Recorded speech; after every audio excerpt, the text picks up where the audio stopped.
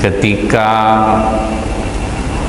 Umar bin Khattab ingin memutuskan kapan tahun Hijriah itu dimulai, Bu. Itu cukup alot rapatnya, Pak. Ada sahabat yang minta kita hitung waktu Rasulullah lahir saja. Kemudian ada yang berpendapat kalau kita hitung aja waktu Rasulullah wafat. Ada lagi yang satu lagi mengatakan kita hitung waktu Rasulullah hijrah ke Madinah. Jadi tidak mudah juga, Bu, rapat para sahabat itu bukan berarti langsung saling nerima satu sama lain. Sama juga dengan kita rapat, Pak, pasti beda-beda sampai agak lama. Sama juga. Akhirnya Umar memutuskan kita hitung dari Rasulullah hijrah ke Madinah. Nah, itulah untuk penyemangat umat Islam mengenang bagaimana susahnya masalah hijrah ini, Pak. Sebetulnya hijrah ke Madinah itu udah yang ketiga tuh. Hijrah yang pertama itu umat Islam ke Habasyah, Ethiopia, Pak. Bayangkan, Bu, ya, kalau kita lihat di peta itu jarak antara Mekah dan Madinah, Mekah dan Habasyah itu, Pak, sampai 4.000 km, Pak. Dengan angkutan pada masa itu, perahu, tidak pakai mesin, jalan kaki, pakai kuda, pakai keledai, menempuh jarak 4.000 km untuk mempertahankan kalimat tauhid di dalam jiwa. Makanya kata Rasulullah, Pak, yang aku takutkan pada umatku ini bukanlah kemiskinan, tapi ketika kekayaan dibentangkan. Maksudnya tidak ada ujian, Pak. Ketika umat Islam ini tidak diuji, Bu, lemah kita jadinya. Kita sholat juga, cuman akidah kita tuh makin turun jadinya. Bergeserlah kita tuh sholat supaya dikasih kaya, kita sholat supaya diselesaikan masalah yang rasanya masalah itu duniawi semuanya. Ya Allah, murahkanlah rezeki hamba, tanggal 22 jatuh tempo pembayarannya. Karena kita tidak ada beban, Pak.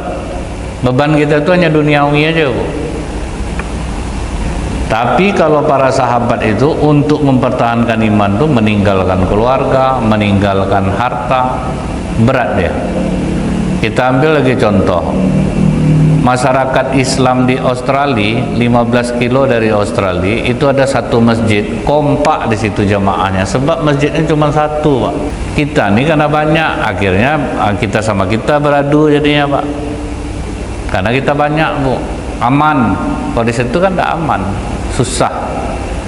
Jadi umat Islam ini kalau dia susah dia kuat, tapi kalau dia senang dia lemah. Bayangkan menempuh jarak 4.000 km untuk mempertahankan kalimat la ilaha illallah di dalam jiwa itu. Jadi mereka itu, Bu, menganggap dunia ini teramat kecil dibandingkan dengan kalimat Allah itu. Termasuklah yang pergi ke Habasyah itu anak Rasulullah sendiri, Ruqayyah, yang menikah dengan Utsman bin Affan. Jadi menantu sendiri, anak sendiri berangkat. Utsman bin Affan harus meninggalkan bisnisnya, Pak. Berangkat ke Habasyah. Ternyata ada juga sahabat yang tidak kuat, Bu. Suami Ummu Habibah murtad dia sampai di Habasyah. Tidak tahan juga. Jadi yang tidak tahan itu banyak juga, Bu, ya. Tidak kuat dia menanggung derita itu. Di Habasyah inilah, Bu, lahir cucu Rasulullah yang bernama Abdullah, anak dari Utsman bin Affan dan Ruqayyah.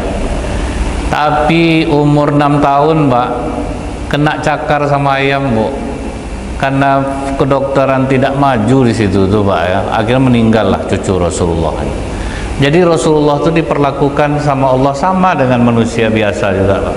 Bukan berarti oh dia cucu Nabi segan kita, tidak usah kita cabut nyawanya lagi, ya Allah nanti tidak enak lah kita sama Muhammad. Tidak ada, Pak. Jadi kadang kita aja yang terlalu, oh saya udah taat ibadah Ustaz, ngapa banyak cobaan, sedangkan Rasulullah aja gitu kan Allah. Anak laki-laki Rasulullah meninggal semua, Pak, kecil lagi meninggal semuanya. Bahkan seluruh anak Rasulullah kecuali Fatimah, selebihnya meninggal ketika Rasulullah hidup. Jadi kuat juga ujiannya, Bu. Kemudian dapat nikmatnya di Habasyah itu, Bu, Raja Najasyi itu menerima kedatangan umat Islam dan dia melindungi. Jadi itulah yang kita sedihkan sekarang, Bu, ya. Ethiopia itu negeri yang memperjuangkan Islam yang terlupakan. sumbangan sibuk ke Palestina aja Pak, lupa ke Ethiopia. Padahal itulah sejarah hijrah umat Islam yang pertama Pak. Asal ada donasi, tidak ada pernah kita mendengar lagi Bu ya, untuk Ethiopia, nyumbang untuk Ethiopia. Padahal mereka kita tahu Bu, negara kelaparan di dunia malah. Sampai ada seorang ulama Madinah menangis Pak ketika ditanya oleh orang Ethiopia, sahkah puasa kami tanpa sahur dan berbuka? Karena tidak ada yang dimakan Pak, sahur tidak makan, berbuka tidak makan. Menangis ulama itu Bu. Yang menanya itu Bu, sambil tidur dia Pak, udah tidak bisa lagi berdiri. Kan ditengokkan videonya itu Bu ya, dia bertanya ke seorang ulama di Madinah, sahkah puasa kami tanpa sahur dan berbuka? Karena memang tidak ada yang mau dimakan. Burung bangkai bertebangan lah tuh Bu, menunggu orang mati. Jadi kenapa mereka kuat itu Bu? Itulah ketika hati itu sudah bertaut dengan Allah, maka tidak ada lagi yang bisa menggoyangkan imannya. Kalau kita ini banyak taat ibadah ini Bu, sekarang ini mungkin hanya Bapak Ibu yang rajin-rajin ke masjid lah lagi yang bisa ikhlas. Tapi ada orang-orang yang misalnya baru dia masuk masjid, itu biasanya Pak, masalahnya sedang banyak tuh Pak. Tapi kalau orang-orang udah rutin ke masjid, dia udah aman. Dia mau dia disusahkan Allah, terserah Allah. Mau dikasih Allah penyakit, terserah. Nah, sampai kita punya rasa seperti itu. Mau kau miskinkan aku ya Allah, mau kau sakitkan aku, asal kau ridho, aku ridho. Nah, itu yang ditunggu Allah dari kita. Selesai hijrah yang pertama itu Bu, hijrah yang kedua itu Rasulullah sudah mulai disakiti oleh orang Quraisy. Setelah meninggal Ummul Mukminin Khadijah, setelah meninggal Abu Thalib, itu orang Quraisy mulai main tangan Pak. Dulu tidak berani main tangan sama Rasulullah. Disitulah mereka mulai ngambil kotoran onta. Pas Rasulullah sujud, ditaruhnya tai onta itu di atas punggung Rasulullah, sampai tidak bisa bangkit Rasulullah dibuatnya. Mulai mereka main tinju, mulai mereka menyebarkan duri di jalan. Akhirnya Rasulullah memutuskan, kita coba cari tempat hijrah. Dipilihlah Taif. Perjalanan ke Taif itu Bu, Rasulullah jalan kaki dengan Zaid itu 4 hari 4 malam jalan kaki. Dan waktu berangkat itu Pak, besar harapan Rasulullah, pasti orang Taif mau menerima nih. Artinya apa Bu? Rasulullah itu memang disuruh Allah, ikhtiarlah dengan akal pikiran kau. Masalah berhasil atau tidak itu tidak urusan kau. Jadi bukan berarti seorang Nabi toto naik angin sampai Nabi ke Taif, enggak Bu. Memang jalan kaki Pak. Perasaan Rasulullah tuh Bu, orang Taif tuh mau nerima. Sampai di Taif, mulailah Rasulullah mendakwahi orang Pak, satu-satu di pasar di Taif itu. 15 hari, tidak ada satupun yang mau masuk Islam. Kurang ramah apa lagi Rasulullah tuh, kurang santun seperti apa lagi Rasulullah, tidak mau orang nerima. Artinya apa Bu? Kalau kita membawa orang kepada kebaikan, itu memang tantangannya besar. Cuman orang aja bilang, cara ibu tidak enak nyuruh saya Bu. Bukan cara ibu yang salah, memang hatinya itu yang tertutup. Rasulullah aja sudah sehebat itu Pak, dari terima orang dakwahnya, apalagi kita. 15 hari nihil, tidak ada pengikut. Jadi sabar-sabar aja lah Bapak Ibu, ngajak orang ke pengajian, ngajak orang ke masjid, memang besar tantangannya dan besar pula pahalanya Pak. Kita ingat ya Bu ya, ada Dr. Khalid Jabir namanya, dokter jantung di Riyadh. Dia dimimpikan Allah kawannya yang sudah 35 tahun yang lalu meninggal, dan dia tahu kawannya ini soleh loh. Jadi dalam mimpinya itu seolah-olah Dr. Khalid Jabir ini mengatakan, wajar kau mendapatkan tempat yang enak karena kami tahu kau soleh, kau menjaga sholat berjamaah. Justru kawannya dalam mimpi itu menjawab apa Bu? Bukan karena itu aku mendapatkan tempat yang baik di sisi Allah. Kalian ingat enggak, kalian marah sama aku ketika aku lipat meja pingpong kalian, aku ngajak kalian sholat asar. Itulah yang membuat Allah ridho kepada aku. Itulah besar ya Pak.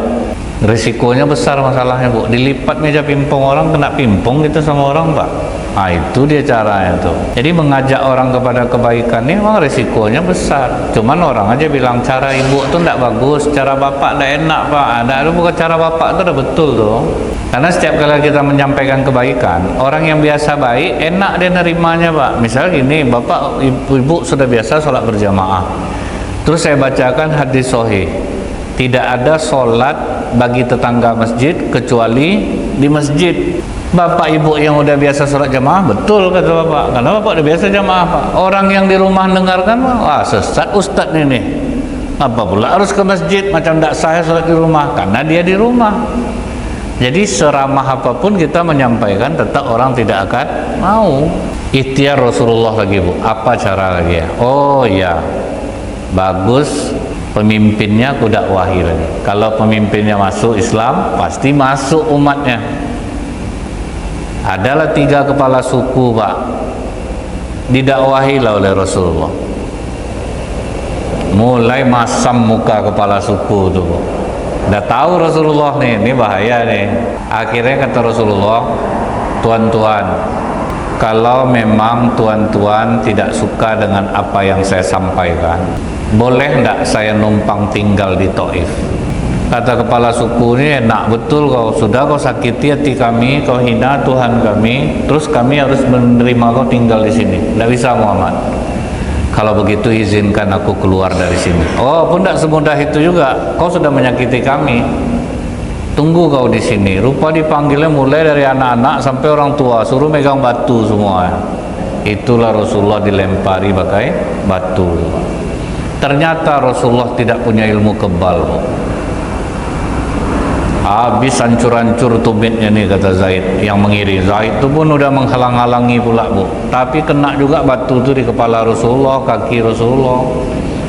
Muncrat-muncrat darahnya tuh, Pak, di kepala Rasulullah, kaki Rasulullah itu. Jadi kalau ada orang sekarang dia bilang banyak solawat kebal kita, tuh aneh tuh, hati-hati aja lah tuh, Pak. Sempat ada orang zikir-zikir dapat ilmu kebal, ya hati-hati lah tuh.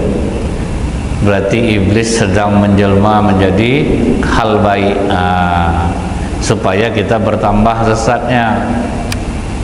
Kalau ada ilmu kebal bagus, Rasulullah dikasih Allah lagi, Pak. Bocor-bocor kepala Rasulullah. Lari lah, Pak, Rasulullah. Apakah Rasulullah waktu kena lempar tuh jalan aja dia istighfar? Enggak, lari, Pak. Artinya Pak, kalau ada bahaya yang menyelamatkan diri kita, Pak. Kalau diukur lari Rasulullah itu sampai ke kebun anggur itu sekarang, Pak, ya, Rasulullah lari sprint itu sekitar 3 km. Lumayan tuh jauhnya tuh, Pak, kalau untuk lari lah. Akhirnya tidak tahan Rasulullah sampai di kebun anggur milik Saibah, pingsan lah Rasulullah di situ. Jadi tidak kuat juga, Bu. Capek, letih, dilempari batu. Pingsan Rasulullah di kebun anggur Saibah. Pas Rasulullah sadar, rupanya sudah ada 2 malaikat yang menawarkan diri. Ya Rasulullah, kami saat ini berada dalam perintahmu dengan izin Allah. Kalau kau mau, akan kami angkat bukit Taif ini, kami timpakan kepada mereka. Tapi kata Rasulullah, jangan. Justru aku berharap kepada Allah, dari keturunan mereka lahir hamba-hamba yang bertakwa kepada Allah. Itulah hati Rasulullah baiknya tuh, Pak. Makanya Rasulullah itu cuma satu, Pak. Karena kita sesoleh apapun, sesolehah apapun, tidak akan sanggup seperti itu, Pak. Kita kalau disakiti orang, ada orang mau bantu, Bu. Dari tadi lah kau datang, ini baru kasih bantuan sekarang. Aku udah azab dari tadi. Tapi Rasulullah mengatakan jangan. Tapi Rasulullah bahagia, Bu. Ternyata malaikat membackup dakwah Rasulullah. Itu aja udah senang hati Rasulullah. Jangan harus ditimpakan batu, bukit, tidak usah ditimpakan. Tapi hati Rasulullah sudah senang karena malaikat ternyata membantu. Jadi Allah ini, Pak, inginnya kita tuh, kalian gunakanlah akal pikiran kalian untuk berusaha. Masalah hasil itu urusan aku. Nah, itulah, Pak. Mau gagal, mau gimana itu serah. Harapan Rasulullah tadi apa, Bu? Masyarakat Taif mau menerima dakwah beliau. Ternyata di luar dugaan di lapangan, Pak. Di lapangan berbeda rupanya. Makanya kita sering, Bu, ya. Ini nanti kau dibuka di sini nih, ini bagus nih. Rupanya udah kita usahakan, Pak. Nggak mau jalan di situ. Nanti kita berpikir lagi. Nah, Allah ingin kita proses yang macam itu tuh, Bu. Gagal tegak lagi, gagal tegak lagi, cari lagi formulanya, cari lagi terus. Jangan putus asa, buat lagi caranya. Nah, udah dapat Rasulullah hiburan pertama, Pak.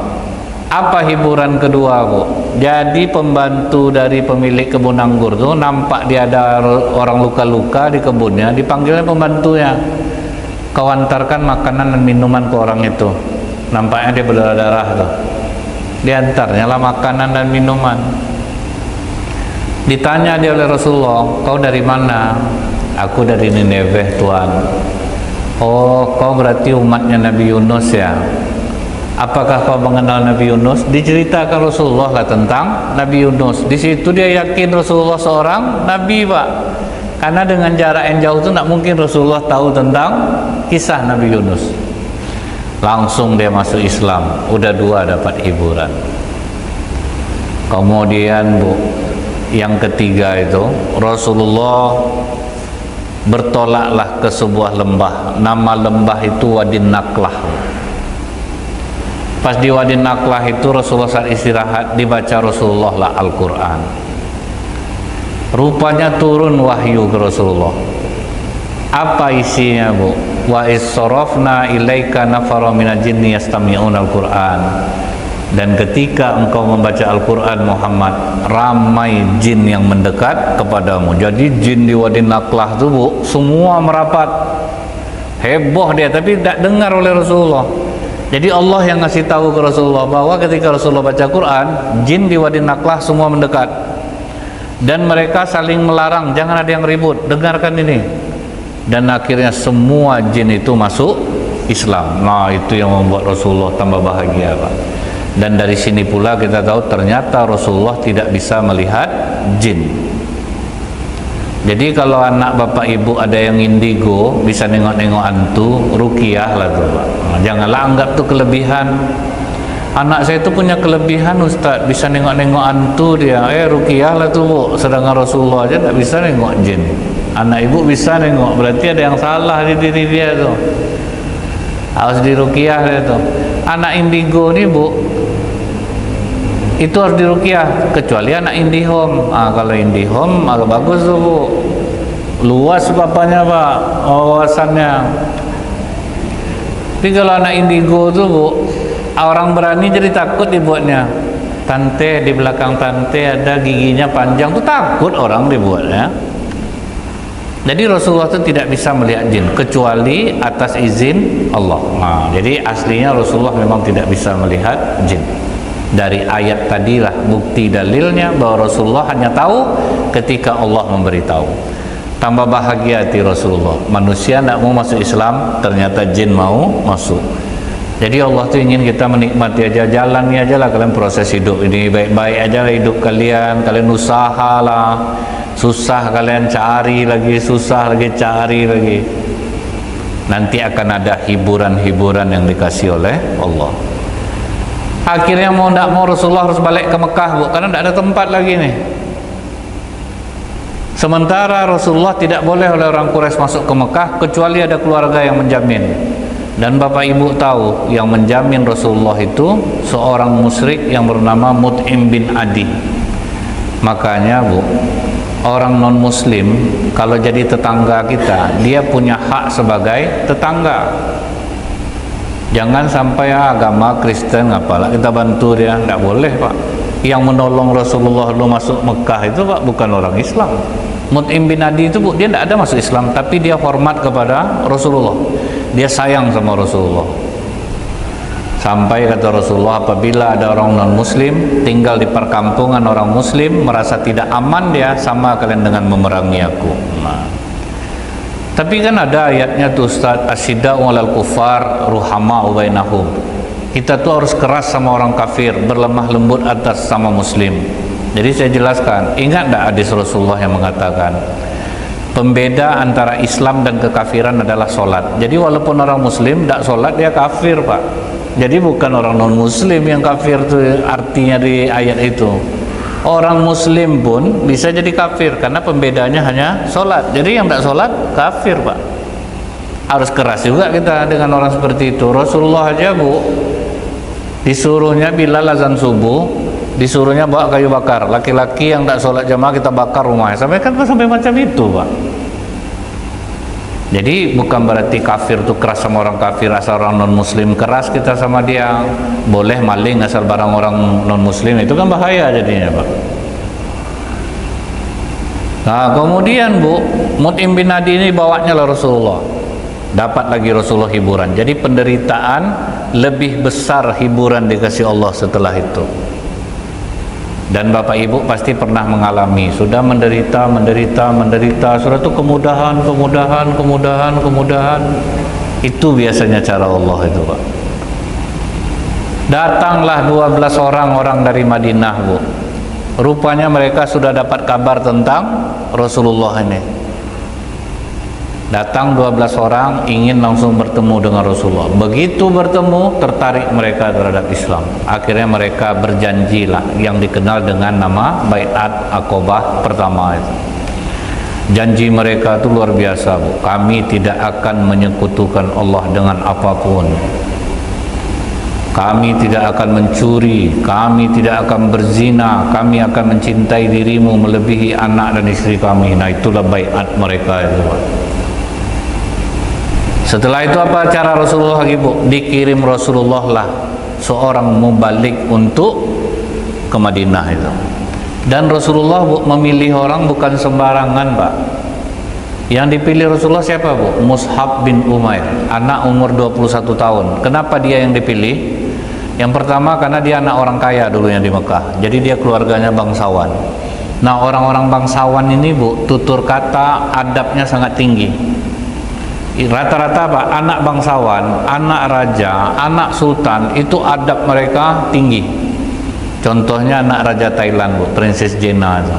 Bagaimana adab dia, ya, sopan santunnya, karena dia anak bangsawan.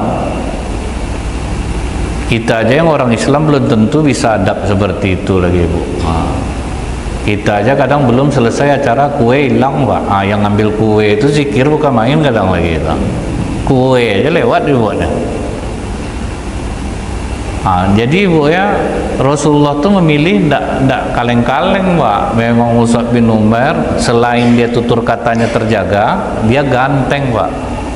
Jadi good looking, Bu. Dia itulah yang disuruh ceramah ke Madinah. Pas dia ceramah di Madinah itu datang kepala suku Sa'ad bin Mu'az, Bu. Itu ditakuti di Madinah, baik suku Aus ataupun Khazraj. Mau ditombaknya Mus'ab tuh, Pak, sedang ceramah. Kau nak banyak cerita, kau keluar kau dari sini. Mus'ab bin Umair karena dia anak bangsawan, Bu, senyum dia. Tuan, silakan duduk, Tuan. Kalau Tuan nanti tidak suka dengan apa yang saya sampaikan, saya akan pergi dari sini, Tuan. Dibacakannya lah surat Maryam, Bu. Lama saat temenung. Mulai ditaruh tombaknya, Pak. Kalau mau masuk agama ini gimana caranya, katanya. Mandi dulu. Mau dia mandi, Pak. Pulang dia ke Madinah, Bu, dikumpulkannya semua sukunya tuh. Menjelang sore kalian ada Islam semuanya. Awas kalian tak ada yang Islam. Masuklah semua, Pak. Baru tahun depannya, Bu, datang 72 orang dari Madinah. Kami sudah siap menyambutmu ya Rasulullah. Jadi usaha susah di Habasyah, usaha susah di Taif, dibayar akhirnya di Madinah. Jadi pokoknya jangan putus asa. Kita mungkin heran, kapan ada datang-datang pertolongan Allah ke Gaza? Cara Allah itu beda, Pak.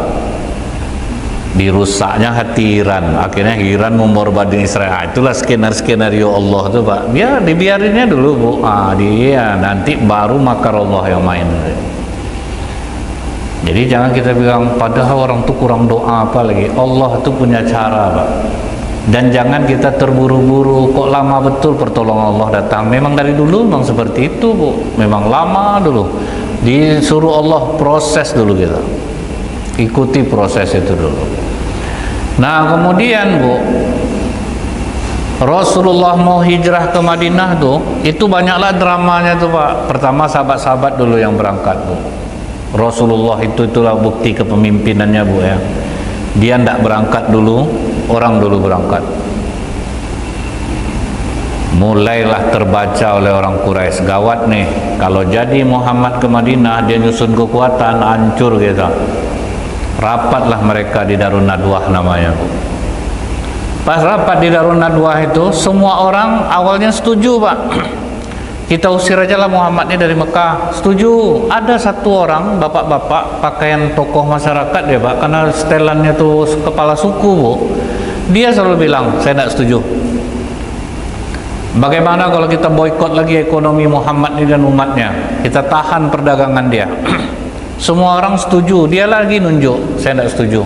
Karena dia orang tokoh adat Pak, seganlah orangnya dia Bu. Karena dia selalu tidak setuju Pak, akhirnya dia yang ditanya Abu Jahal, Bapak ada pendapat? Ada. Kumpulkan masing-masing suku pemuda-pemuda yang kuat, kepung rumah Muhammad. Begitu dia keluar, cencang-cencang tubuhnya. Jadi keluarganya tidak bisa nuntut karena semua suku ikut membunuhnya. Wah, berlian ide Bapak, mantap Pak, kami setuju ide Bapak. Dan tahu Ibu siapa sebenarnya laki-laki itu? Iblis yang ikut rapat Pak, dengan menggunakan pakaian tokoh masyarakat. Maka kalau Bapak ada rapat di masjid Pak, orang setuju, dia sendiri tidak setuju, tengok betul muka Pak. Takutnya iblis ikut rapat. Orang setuju semua, dia sibuk endak aja Bu, sibuk endak. Tengok betul-betul nih Bapak nih siapa nih. Takutnya iblis ikut rapat. Setelah mereka bikin makar seperti itu, Allah ngatur skenario-nya. Mereka ngepung rumah Rasulullah, justru Rasulullah keluar semua tertidur Pak. Disiram Rasulullah lah pakai pasir muka masing-masing, tidak ada yang bangun satu pun. Itu rencana Allah tuh. Keluar Rasulullah dari sana, tapi sebelum Rasulullah berangkat tuh semua strategi sudah diatur Bu. Yang ngantarkan makanan Asma, yang ngapus jejak adalah orangnya, yang menyampaikan berita-berita tentang di Mekah nanti ke Rasulullah adalah orangnya, yang menunjukkan jalan ke Madinah Uraikid ada lagi orangnya. Jadi artinya di sini setiap kali kita mau membuat sesuatu dibutuhkan strategi dan rencana. Mulailah Bu, pergilah Rasulullah ke rumah Abu Bakar Siddiq. Kita berangkat malam nih. Itulah Bu ya, Abu Bakar itu memang lahir batin ke Rasulullah. Berangkat malam itu juga. Strategi Rasulullah apa? Jangan kita mengarah ke Madinah, ngarahnya ke selatan, justru ke Gua Sur. Jadi arah yang bertolak belakang dari Madinah, itu strategi Rasulullah Bu. Waktu sampai di Gua Sur itulah Bu, apa kata Abu Bakar Siddiq?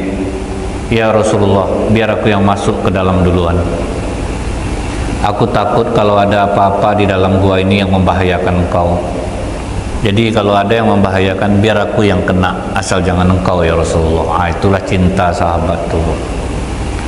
Pas Abu Bakar masuk ke dalam, rupanya banyak lubang ular Bu. Dan ularnya ada di dalam Pak. Dibuka Abu Bakar lah jubahnya Bu, dirobek-robek, ditutupnya lah lubang-lubang ular itu. Baju dan tidak ada lagi, tinggal celana aja lagi Bu.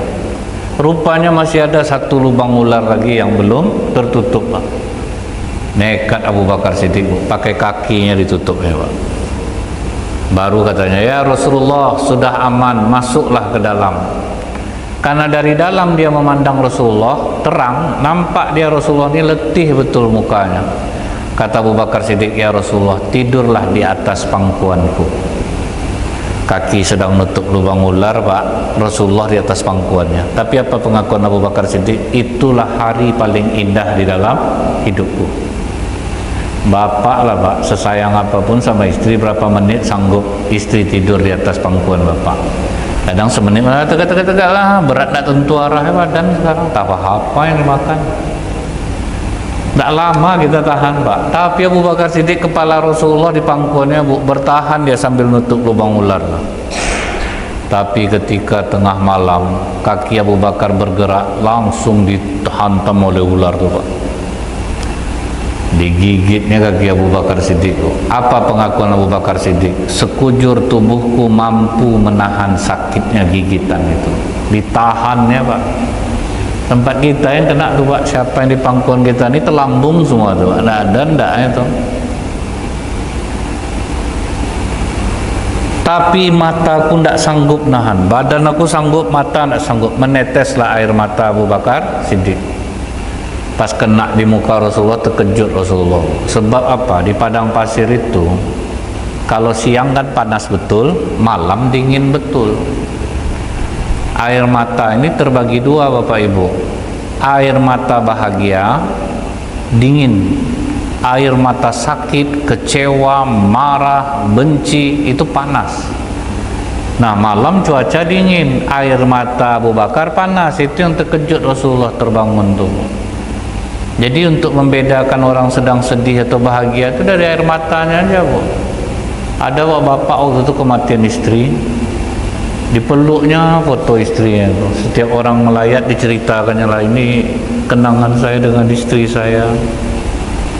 Pas nampak saya datang tuh Ustaz, dipeluknya lah saya. Cuman pas cupika-cupiki dingin air mata bapak nih. Bahagia gaek nih kata saya. Itu ilmiah Pak, tak bisa dibohongi tuh masalah air mata tuh Bu.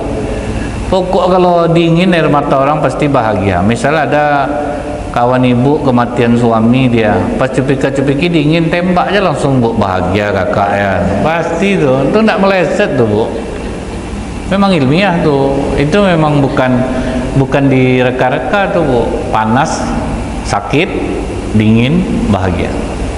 Ternyata betul 2 minggu sudah istri meninggal, nikah bapak tuh balik Pak. Kalau nengok air mata ya kemarin nih.